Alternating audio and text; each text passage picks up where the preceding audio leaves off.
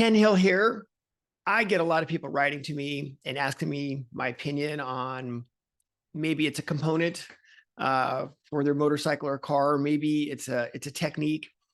And I thought it would be fun if we took some of those things and we put them together in this format where everybody could kind of hear about them. And the way that this format will work is we have to decide if that's underrated, if something's underrated or overrated.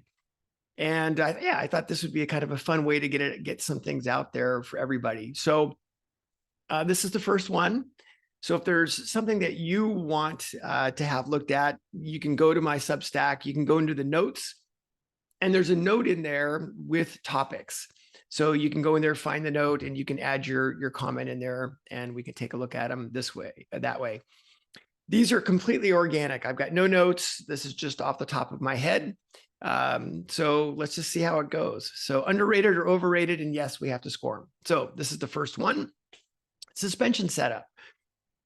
So suspension setup, yeah, I think there's some context that needs to happen here first, which is where are you at in your riding? Where are you at on pace? Are you racing? Are you at the sharp end of where you're at?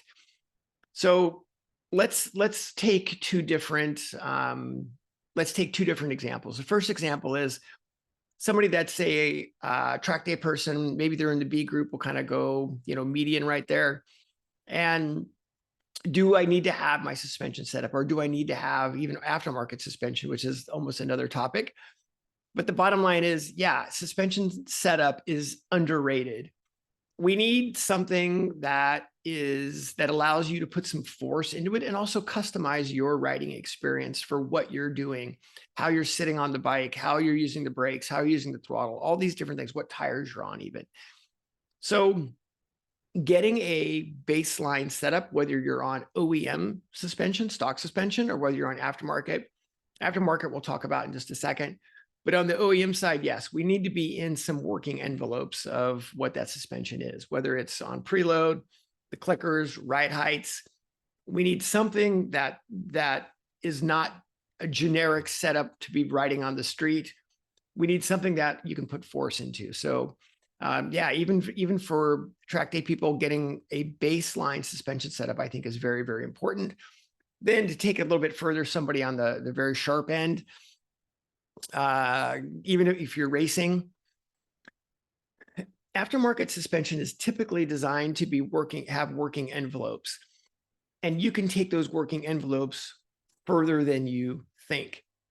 I've seen riders that are, let's say they're 5 seconds off pole time at Moto America, and if the pole person jumped on their bike, they're obviously going to go faster with the exact same settings in the bike.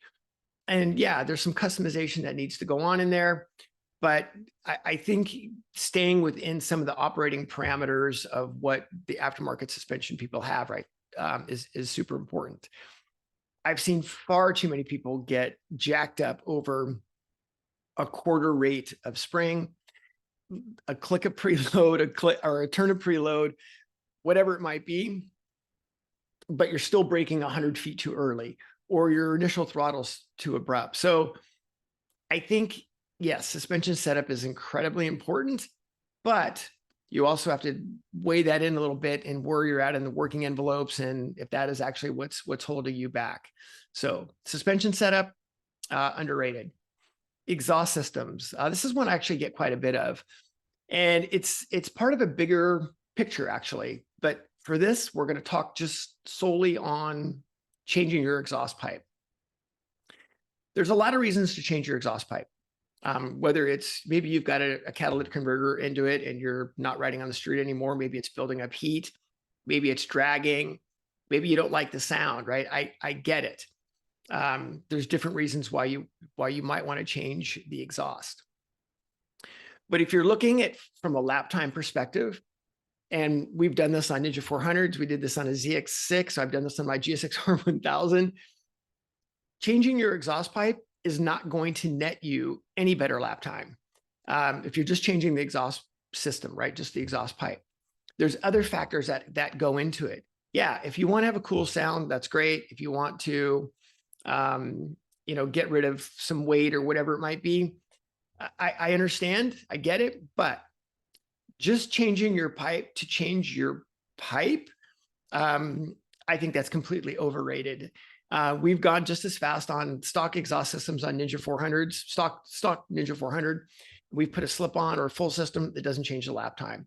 There's some other factors which we'll get into in another one of these that when you look at the whole system, there's some things there for sure. But when it comes to just changing your exhaust pipe, I think that's pretty overrated. Another one that I get a lot of people asking me about is riding minis. And I think riding minis, let's just get out of the way. Let's just get it out of the way. I think riding minis is underrated, but you have to look at it as, again, part of the whole picture. If you're riding minis and you're thinking minis are the only way to train and the only part of being a complete rider, no, that's not correct. I think minis, if it's 100% that we're looking at, minis is 5% of the equation.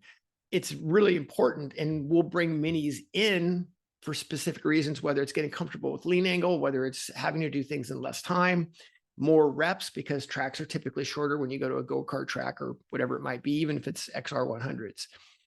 So riding minis, absolutely underrated. That said, again, riding minis is not the only way. It's part of the whole picture. So there you go. There's our first one, underrated or overrated. Again, make sure that you write in. You can go to my notes section and add something that you want us to take a look at.